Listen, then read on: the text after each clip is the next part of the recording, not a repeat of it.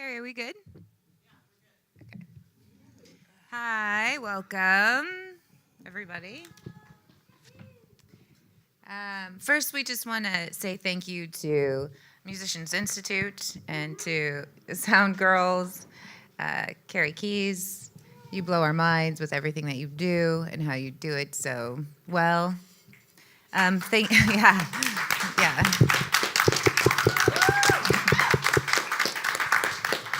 And before we get into introductions, we just want to get an idea of who we're talking to and with today. So I have a few questions for you, and I'd like you to stand up if any of you are doing these things. Is anybody in this room actively writing a song?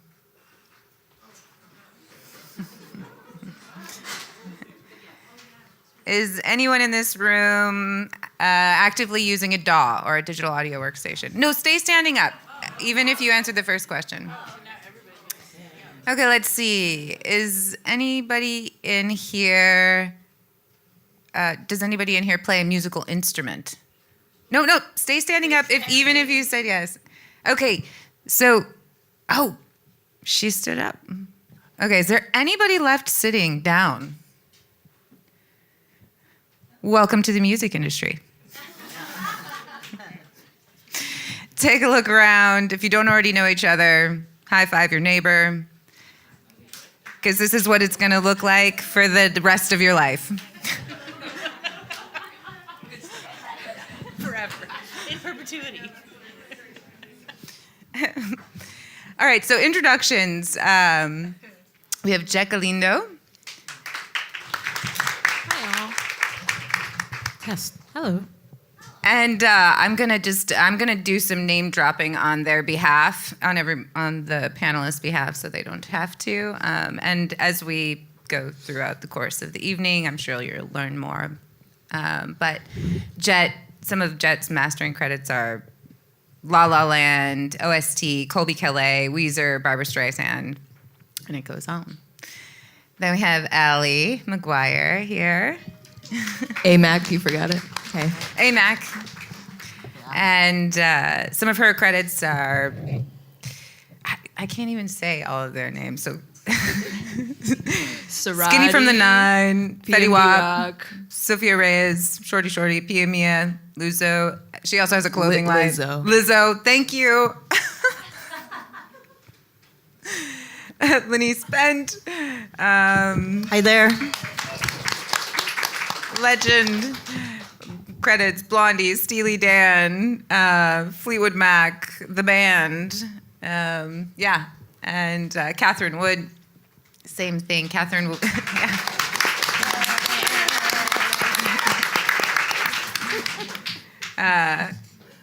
Catharine's worked on hundreds of ad campaigns. She's worked on countless. Gosh, I'm gonna get this. I have to cheat. I hope you don't mind, because I'm so nervous. Or you cheat. She's produced records, one of which has been nominated for 2016 HMMA. She's a TV composer, an audio post engineer, and we're so happy to have all of you. Thank you. And my name's Erika Earl. I'm a sound technician, and I've worked on Daking, TubeTech, Focusrite, Bach Audio, Avid, Neve, Gear. I'm going to name drop all the gear I've worked on that I've been lucky to work on. And I will be the moderator this evening. And so we're going to start with the present. And I was just want to throw this out there and find out, what are your current projects? What are you working on now? I don't care who goes first. I guess I'll start. It's especially busy now because we're a team of 4. We're mastering engineers, and our studio is located in the Sony Picture Slot up in Culver City. Come say hi. But anytime, this is just a little advice moving forward in your career. If your month is slow, buy a plane ticket, go somewhere, because that's when suddenly the phone goes off the hook. people wanting to bring in projects. And for a team of 3 engineers, 2 of them went on vacation, and I'm holding down the fort, and I'm like, God help me. So right now we're mastering. You guys should watch out for this new musical that's coming out. It's already on Broadway, and it has 13 nominations at the Tony Awards. It's called Hadestown, and we're mastering it right now. We're mastering a video game soundtrack. It's called Wizard of Legends. What else? I just finished mastering a hip hop record for this artist called The Reason. So as you can tell with mastering, it runs the whole gamut of genres, and that's expected of you as a mastering engineer. So yeah, just a few. So I have a couple questions. For each project that you're currently working on, is it the same process for each one, or is it completely different? Because who are you working with? I feel like you're working with some pretty interesting people and that come from sort of this old guard background. Well, we do a lot of work with Al Schmidt. So he lives in this philosophy of less is more. Really relying on the sonics of the acoustics, mics, not really over-processing the sound. And then we have the other end of the spectrum of EDM artists who just really crush the heck out of the music, and that's the sound they want. They want you to push it. So although in mastering studios, the signal flow is very minimalist because it's all about making sure that the equipment on your chain is, there's intention in everything that's part of that really short chain from the equipment to the ears. The whole intention and just the mindset when you're approaching every music is critical. So a lot of our adjustments are by tenths of a dB, and that's all you need to make a drastic difference. So it takes a lot of critical listening and just internal thinking, reflection along the way. So the same choice, intentional gear, but the thought process and approach is very different for each genre or song. Do you have a favorite piece of gear at work that you like? Yes, but it's not something you buy in stores. It's our studio called The Bakery comes from this long tradition of a mastering lab called The Mastering Lab. The Mastering Lab was the very first independent mastering studio that opened in 1967. And all of us at The Bakery was mentored by the Doug Sachs, and it's such an honor to have been taught under that discipline. And the one gear that's a big part of the Mastering Lab and Doug Sachs sound is our line amps. So we have a choice of 2 custom-made line amps, tube and solid state, and just yeah. Who made them? It's actually designed by Sherwood Sachs, the brother of Doug, but it's been like just fine-tuned and improved upon by the many techs that entered the Mastering Lab. And I think our current line amps was built by Josh Florian. I'm not sure if you're familiar, but he now runs JCF Audio, and he builds a lot of converters and line amps for Capitol. You should look him up, JCF Audio. I think if you're curious about the sound of The Bakery, I think he's like the closest to the type of gear that you can actually get. So yeah, we also cut vinyl in the studio. I didn't get to mention that. What lathe? We have the Neumann SX74, and are you familiar with the whole cutting process? A little bit. That's so cool. Actually, talking about vinyl briefly, I won't go into a lot of technical details, but if you Please do. Don't we have 3 hours or something? If you're ever going to be, if you're looking into like a career path in vinyl, there's actually a thriving community online called Women in Vinyl, and they feature women who work in different facets of the vinyl manufacturing industry, from the vinyl mastering engineer to the person in charge of QC at a pressing plant, to a woman who runs a record label or a record shop. So check out Women in Vinyl. But yeah, and vinyl is such a fun, yet there's a lot of like margin for error just because it's an archaic medium, and it's such a delicate medium with a lot of stages that just the process takes several stages, and it's fun to nerd out on. Is there a lot of calibration and balancing for each setup has to be probably really difficult? Well, just in the first place, to cut music onto vinyl, it's even the EQ curve of your actual music gets drastically adjusted to how music can fit on vinyl. There's this standard called the RIAA curve, where it's like very boosted highs and drastically attenuated low end, but that's how you're able to fit 20 minutes of music onto vinyl without sacrificing quality. And then all your turntables have the reverse RIAA curve, so that you have the flat response that you're hearing. So if you guys look up, there's this article I wrote on vinyl mastering that came out on the Isotope blog. So that if you're ever curious about the technical details of the vinyl mastering process, and even if you're not a vinyl mastering engineer, just a producer or an engineer who wants to understand the process that goes into the vinyl manufacturing process, look up that article. It's just go to isotope.com/blog. Under the mastering category. There are only 2 vinyl articles there. You won't miss it. But yeah, so vinyl is such an in-demand medium now. And even, I think the most exciting thing that we've been doing nowadays too is making vinyl, premium vinyl for the video game genre. That's interesting. And unexpected. It's unexpected at first, but then when you think about it, especially me as a gamer myself, these gaming community actually are the most willing to invest premium on the musical experience to be brought outside of the video game.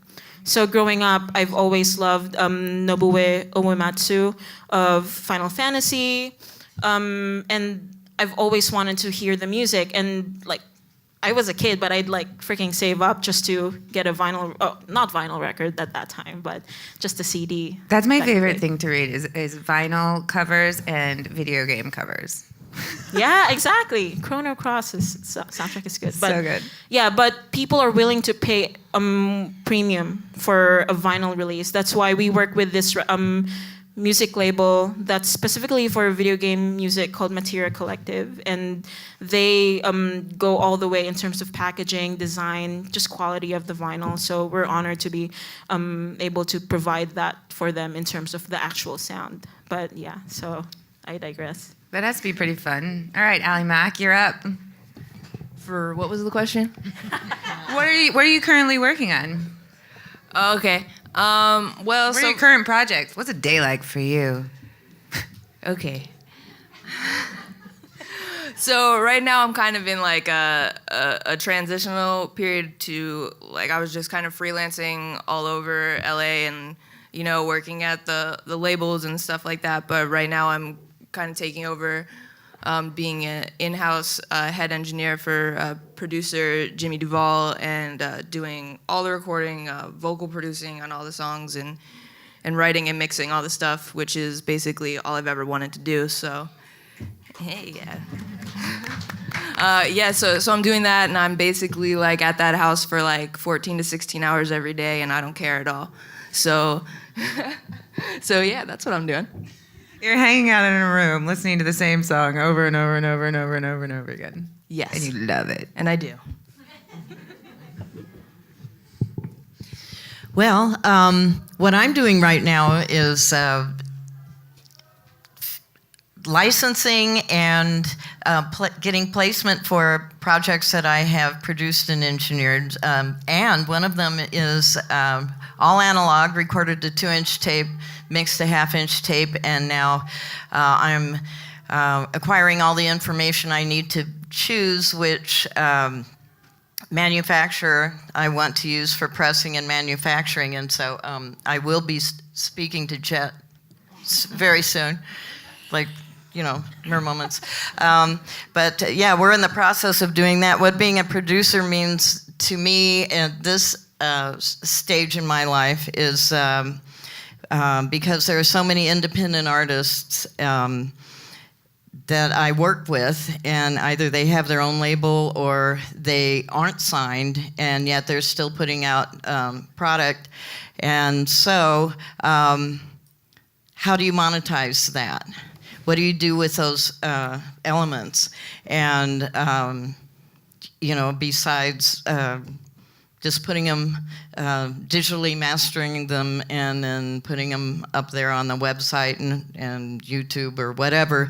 I mean, there's a lot more going on these days than just being in the studio and recording or doing pre-production.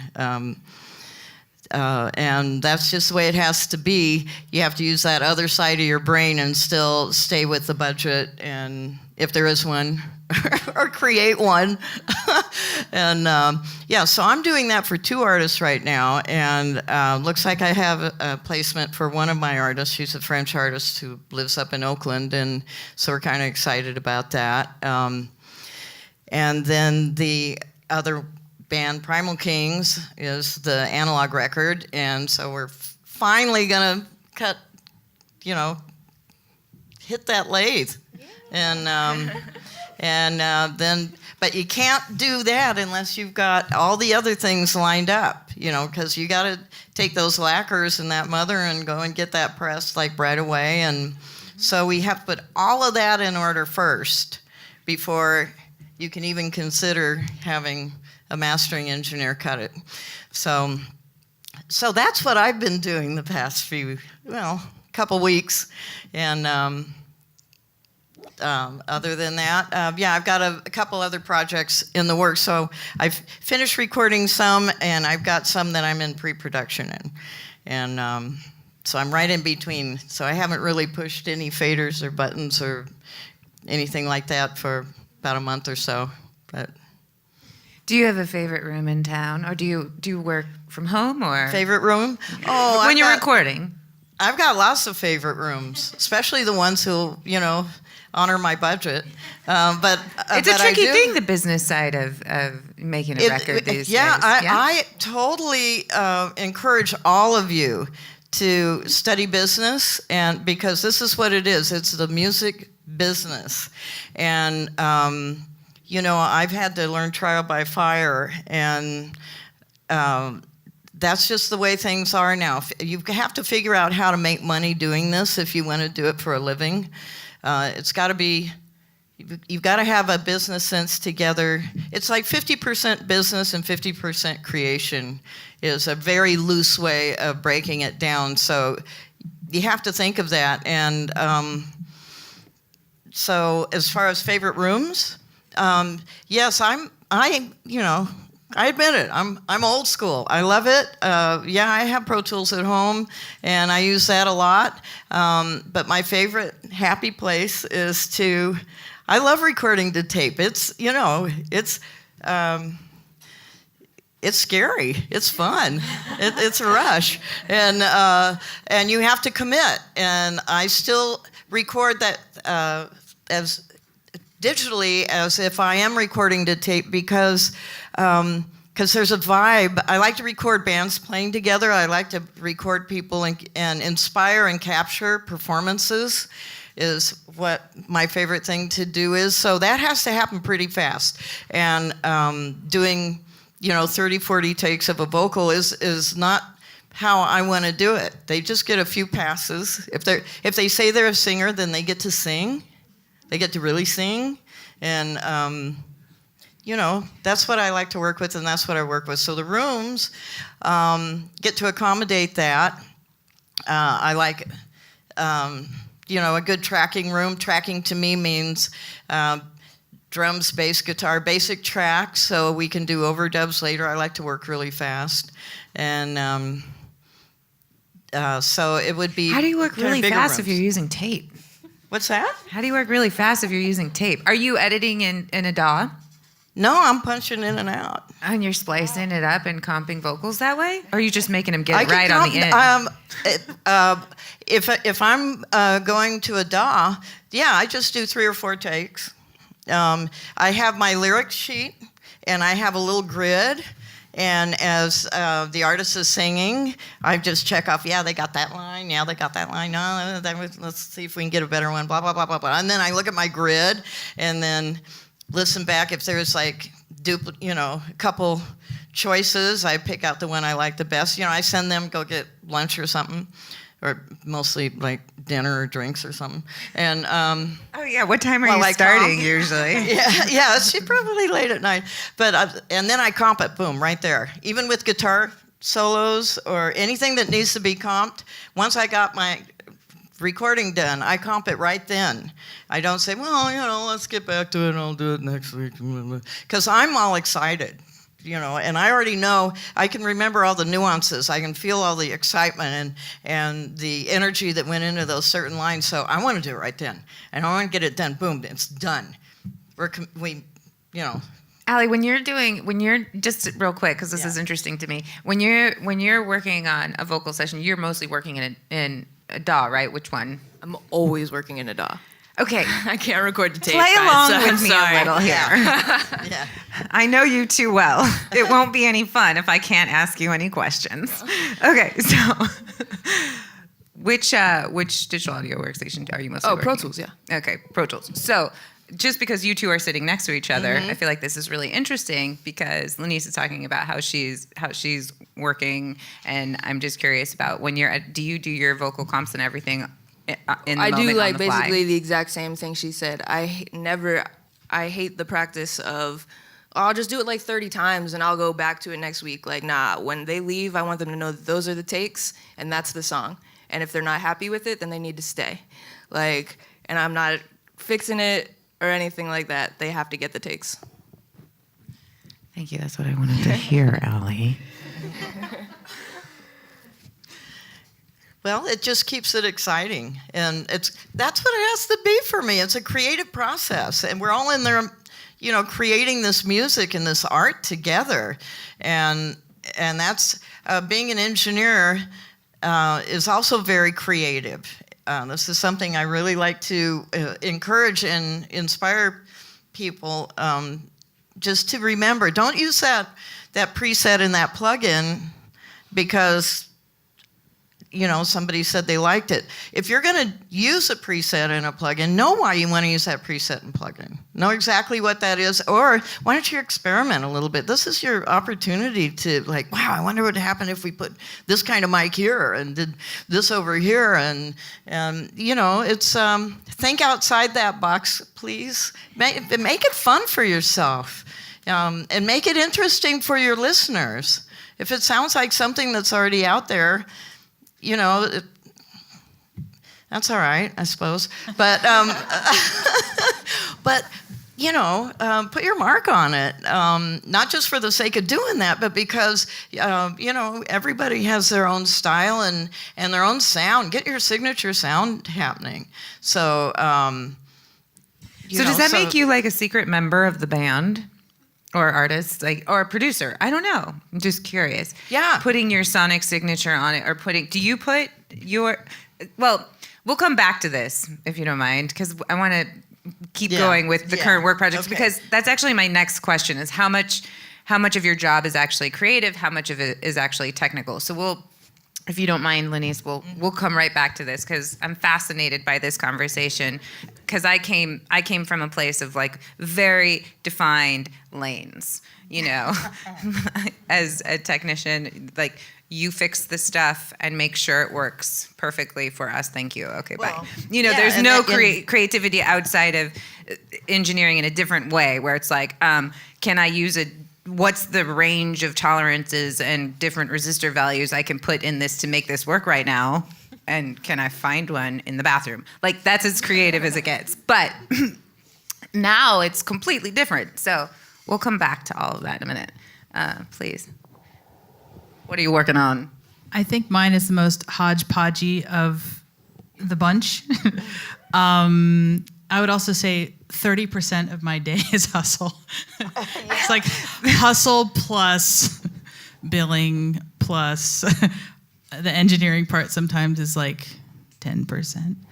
And it sometimes goes anywhere from a week of I'll know what I'm doing to a year and a half with one project that just happens to be really big. But right now I'm on the week schedule. So I'm mastering a single from Australia right now and mastering an album, a composer album. And what else?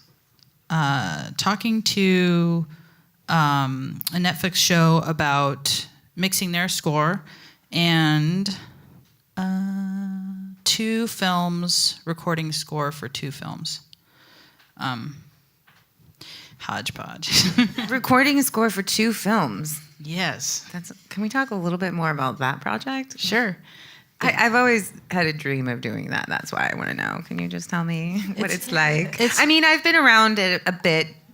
Well, this is ranging from, name brand Netflix shows that you know of, and then to like independent films that you don't know any of the directors or, anything like that. So the 2 films right now fall into the independent, but they're both feature length.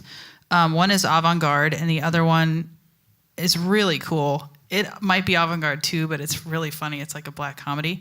And are these are surround?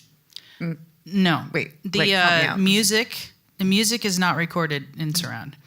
So the mix for the film, especially now, most deliverables are in immersive or surround, even for like Netflix, Amazon. And so when you say immersive, you're talking about Atmos. Yeah. Sing it. Which honestly, let's talk about that. I would love to talk about that. We'll get to that. We'll get to that later. Unless you want to dive in now, let's go. I think it's a little bit of a jumping on the bandwagon. Netflix did it. Now Amazon's doing it. Okay, we're coming back to this one. That's That's part of the future segment. Yeah. I have a lot to share on that. Because that's what I'm working on. Oh. I'm working on back-end decoders and experimenting with all kinds of stuff. So I have to be a little careful about what I share, but I do want to come back to that conversation. Those soundbar thingies, right? We're going to talk about the future at the end. Okay. So that sounds cool.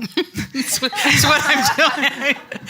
How much of? Let's go back. Let's continue on the path with how much of your job is actually creative versus how much of it is actually technical. You kind of mentioned already, 10% of it in a day could be like today engineering, and that. So let's do just what a day is like for you, what your favorite day is like for you. Oh, that's not today.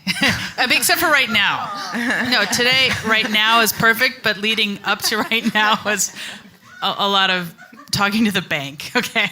But that happens, and I think it's a really important conversation to have, is that not every single day gets to be creative or technical or necessarily fun. There's this whole business side that's equally as important if you're going to be in the music industry at large, right? Well, I own a studio, so that's part of it. I do all my own booking, and I also do my own billing, and so I get all my own jobs, which it's a kind of, Ainjel knows this. It's a thing, and so that's where the 30% hustle. Maybe that might be 130% because it's like 100% and then the hustle on top of it. Yeah, I think that's more accurate. But so I lost my No, that's part of this conversation as the whole entire discussion is careers in the music industry. So I mean, I would love to hear more about your hustle because it will just mean that I will be less inclined to cry later when I go home and I'm by myself because I will feel less alone. Well, I'll tell you that social media has become I think it was important, I just didn't realize it, a much more important thing in the last year for me, where I've started working with a branding person, and I understand now even how frequently you're supposed to put. I didn't know any of this stuff, you know. But working with somebody who can help really target what you do, what you want to be doing, making sure that people know you exist, because if nobody knows who you are, then nobody's going to come work with you. Yeah, so that's been a huge part. And so, you know, ideal day is like my studio hours are 11 to 7. I am so not a fan. I did the 14-hour days. I'm like super over the 2-hour commutes. I have like 0 commute. And I try to work the least number of hours possible in a day for the highest amount of money. I'll be completely honest. Thank you, Barry. All right. No, my But does rate, that turn into like still 10 to 12-hour days instead of 14 because to 18? I love what I'm doing. So Okay. So since I worked in a studio, the last time I worked in a studio was like 12 years ago. No, yeah, 12 years ago, and my rate has gone up 5 times, which means I can work less hours, which means I'm picking the projects that I want to be working on if I'm lucky. Sometimes I'm not. So I just have to say yes to other things. But ideally, I do me, working out, taking care of myself, get breakfast, whatever. And then like at 11 or even noon probably, start my session. And then if I'm lucky, end before 6 and like be able to have like a life and dinner and like friends, honest to God. Like, because I've had the version that doesn't allow for any of those, where you're stuck and Apple Computer is coming in again and it's 10 o'clock at night and you've been there for 14 hours and it's like, and then somebody wants to play a Sega in Studio D, and you're like, "Why? It's 3 a.m." yes, I and hate they're you. like, and would you please go get us shots? And you're like, Yeah, oh, and I'd we're be happy hungry. to because I'm the assistant. No, I'm serious. So But it's magical. oh yeah, it's super fun to see like something you've been working on. I'm kidding. I don't believe in magic. That day, I do. It exists. Magic. Bling. Bling. To see something that you've worked on that day, and go to the gym and it's like on TV, and that's really exciting. Like, it's a thrill. That's the beauty of TV too. It's like so fast. Yeah. There are error dates. So. It's like magic even. Bling. But anyway, that's my ideal day.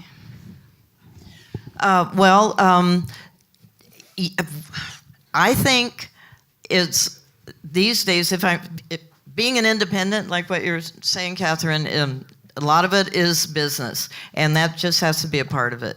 And so you address everything in as timely a fashion as you physically can. The emails coming in, the people that you meet, getting back to them.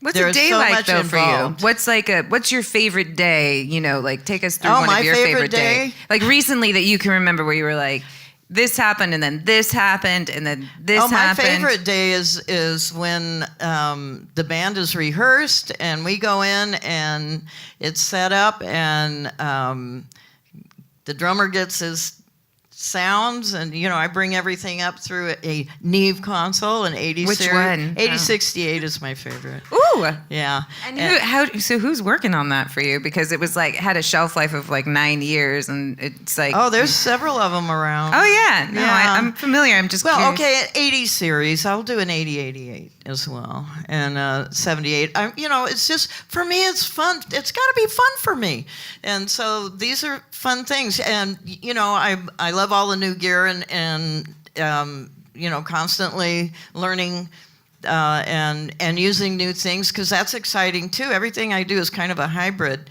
Those all analog projects are few and far between, but a lot of fun, and for me and for the band.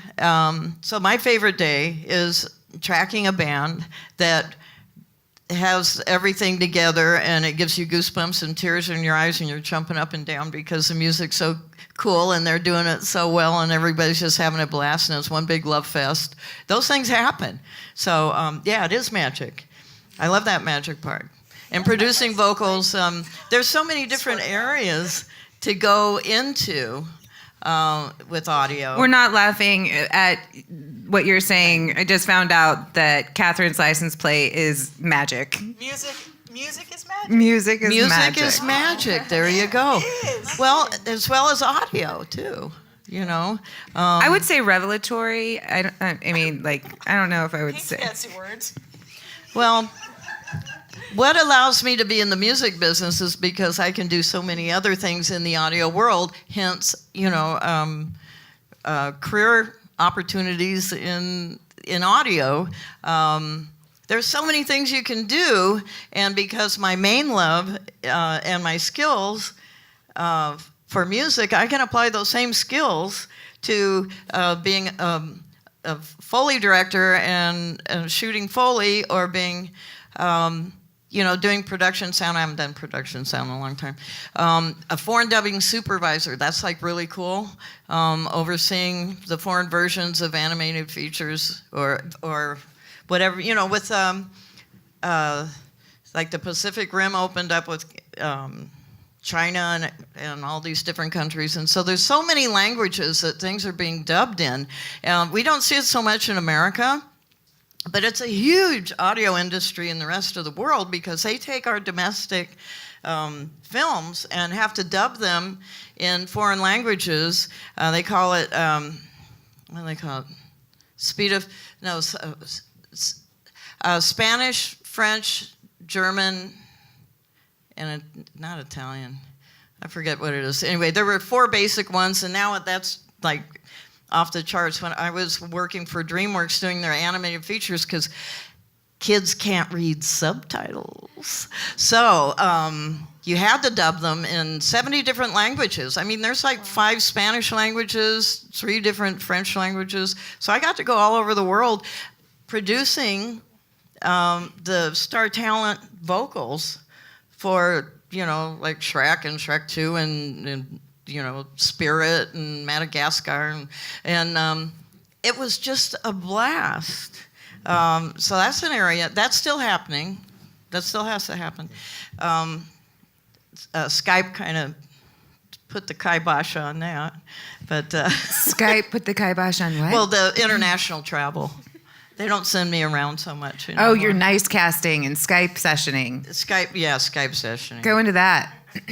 What is that? Yeah, what is that? Well, you know, they used to have ISDN lines. And Oh, those are fun. You have to call Yeah, you in guys- and use the are phone those still lines. around? They're still around. They're oh, yeah. still around. They use Do you them know for what broadcasting. Those are like, actually, I was doing some just right around here a lot on Argyle. But there was like, you'd be doing the foreign version of a like Turkish commercial or something, and so it'd be like 10 hours later in Turkey, and the ISDN lines, you all tie them all together, and so it was pretty. There was a bit of latency here and there. Sure, it's a but- protocol for being able to synchronize conversations at arbitrary distances using telephone lines. Yeah, and hopefully you had visuals, but quite often you didn't. So you'd just be, you know, you'd bring up a fader and there would be, you know, the Turkish studio or the French studio or whatever, and they'd be dubbing whatever the product was in their language, in Turkish or whatever, and hopefully in real time. Impossible. Close enough, though, for human perception. Okay, Allie, your day. My day. What's a day like for you? Favorite, not favorite? It doesn't matter. You Yeah, pick. I'm just gonna go through the day. You know, they're all my favorites. And I believe in magic. Yeah, that's not true. No, magic is true. Okay, so yeah, I'm gonna pick back up on this business thing, and again stress how incredibly important it is, and how when I wake up in the morning, I have to make sure I send out my invoices and my notes in my phone as soon as the session is over. I'm dating the person, the songs that we worked on, how long we worked on them, what I'm gonna get paid for them. I'm invoicing in the morning. I'm following up and making sure that they got my invoices and when they're gonna pay me. And really, Are you using any kind of management tools like QuickBooks or something like that, or Excel or Google Sheets? Is there any sort of, not to get too droppy on the brandy, but like, how do you manage on the brand? I mean, How do yeah, you so manage it? I have, like I said, I have my notes and I have an Excel sheet.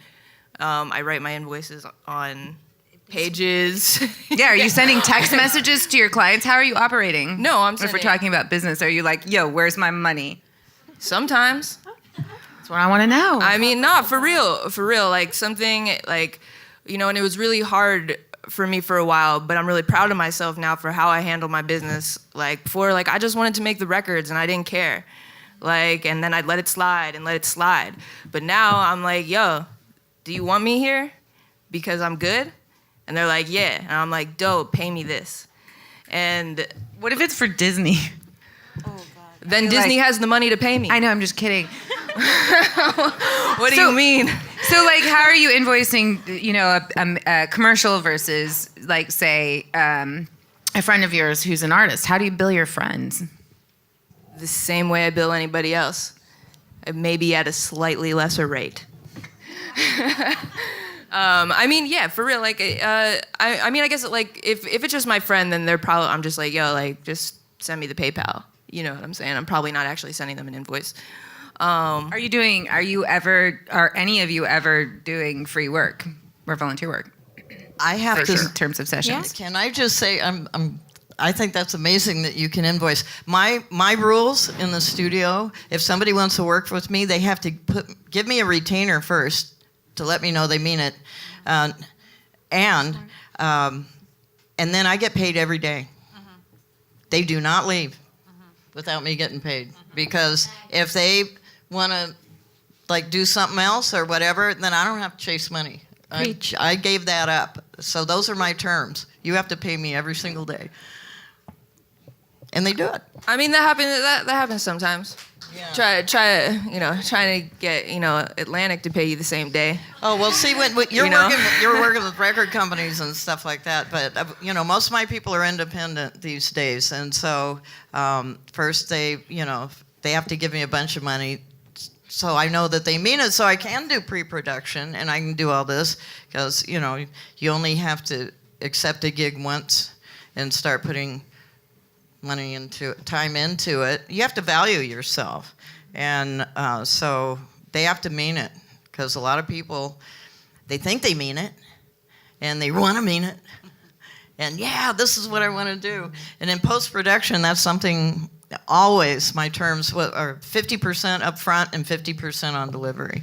You want this drive? See this drive? See this drive? You want that? And they do. So they pay me for it. That is true for me too on bigger projects. For littler projects, it's like same day payment. And then the ones I've been chasing down lately were actually quite large amounts that I don't mind getting late. But it's like, come on. And then for, say, Atlantic or any of these record companies, or you'll do longer terms, but not same day, right? Oh, no. No, God, no. Of course not. No, they'll tell you. I got one in 4 days once. They'll tell you we'll be paying you in 2 months or Magic. whatever, and it's like, okay, I'm gonna annoy you for the entire time until you pay me. Yeah. Just to add to like the whole Disney. I'm not trying to pick on Disney. It's just the first thing that came to my mind. No, but this is in, and I'm sure that this isn't probably limited to Disney, but I think Disney though is the only situation we've experienced where, again, with these big corporations and record labels, expect at least 40 days for the check to arrive. Make sure that there's a PO, a purchase order, and it guarantees that the money's gonna come in. We're still doing like this whole like back and forth with a label in London, and it's been going on for 2 years because they say, oh, you need to contact this, you need to contact that, and it's a big name artist, but for Disney, they're expected to send the check at around 45 days, but you can get the check now if you're willing to like let go of a certain amount. What? Yes. Yes. Yeah. For like 10% or 15% less, you'll get it now. So review your contracts, purchase orders, your agreements ahead. Do we all agree? Is that a true statement? Make sure Yes. you know how you're going to get paid and when you're going to get paid. Oh, absolutely. And also just like my whole point really was like, you know, keeping your records, even like of the songs that I'm working on. Like I make sure that I'm writing down like, did I vocal produce this song? Yes. Did I write any lyrics on this song? Yes. Because we made this song this day, but like chances are it's not gonna be final for like another 6 months. And we're not like, you know, we're gonna have to talk about it again. And I need to be able to go back to my records and remember this day because I'm working on how many songs a month. Like, how am I supposed to just remember? We don't even name them what they're gonna be named in the end sometimes, you know what I mean? So yeah. Yeah, your metadata is absolutely crucial because that's how you get paid. It used to be tracking sheets, and then those went away as we switched to a new format, a digital format. And I believe that the Recording Academy and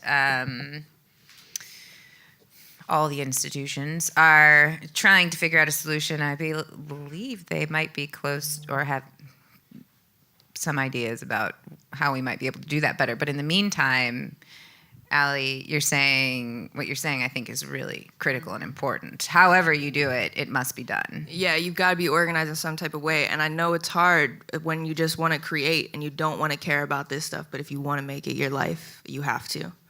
But that isn't my favorite part of the day.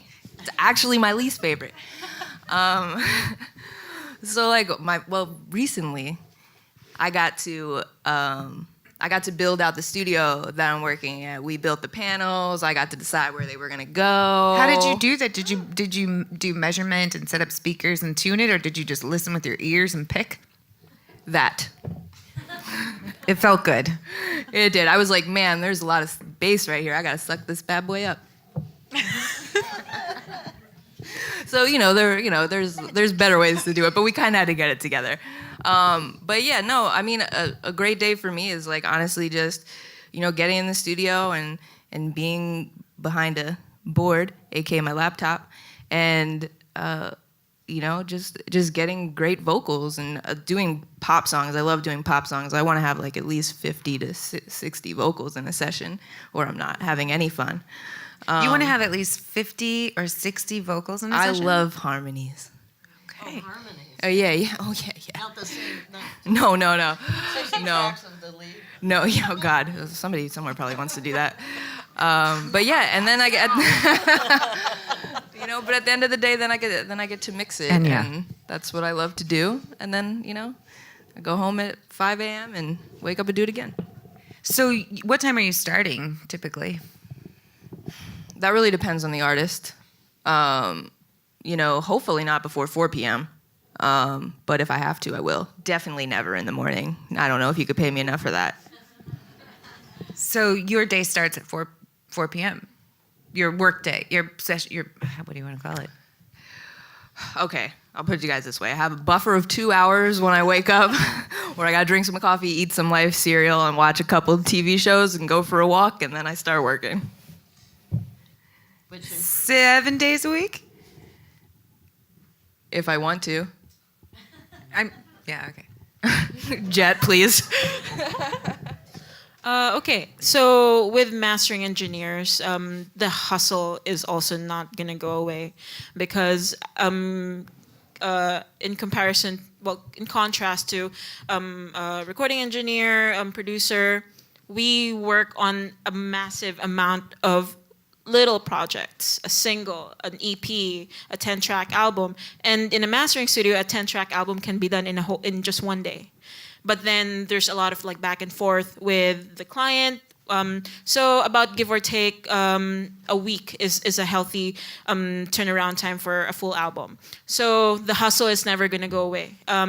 So a lot of like writing down invoices, sending out billing is part of what I do. But fortunately for mastering, just because there's like a steady amount of like in and out, I'm totally fine with indie artists paying after the work is done. For record labels, expect it to be like 30, 45 days. Make sure you have the purchase order. That is like the guarantee that the money's gonna come. So a big part as well of like the hustle of a mastering engineer is again social media. And with mastering and engineers, I always remind my coworkers to value the independent artist as much as the record label, because it's also more fun for me to work with independent artists just because you're working directly with the people